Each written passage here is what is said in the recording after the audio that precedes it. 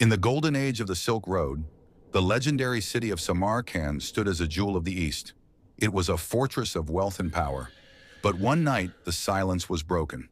Without a warning, without a declaration of war, the Muslim army, led by Qutayba ibn Muslim, entered its gates. The city fell. The people were shocked. Victory was swift, but it carried a dark secret. It had broken the sacred laws of Islamic warfare. The people of Samarkand felt the sting of injustice. They knew that according to the rules of these conquerors, they should have been given three choices: to accept the faith, to pay a tribute, or to prepare for war after a formal notice. None of this happened. A local priest, hearing whispers of a just ruler far away in Damascus, decided to take a leap of faith. He traveled miles across the desert to reach the Caliph Umar ibn Abd al-Aziz. When the priest arrived, he didn't find a king on a golden throne. He found a man repairing a wall, covered in dust. This was the leader of the vastest empire on earth. The priest told his story. "Your general took our city by surprise. It was not a fair fight." Umar didn't hesitate. He didn't make excuses for his army. He took a small piece of paper and wrote a simple order to the judge in Samarkand.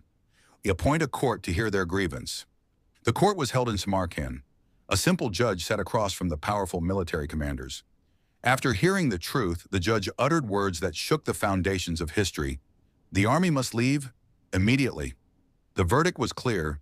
The Muslims must evacuate the city, return to their camps outside the walls, and only then give the people of Samarkand the formal choices required by law. As the sun rose the next morning, the people of Samarkand witnessed a miracle. The invincible army began to pack their tents. Thousands of soldiers, horses, and banners started marching out of the city they had just won. The citizens watched in disbelief. They had never seen power bow down to justice like this before. Overwhelmed by this display of integrity, the leaders and the people of Samarkand ran toward the retreating army. They didn't want them to leave.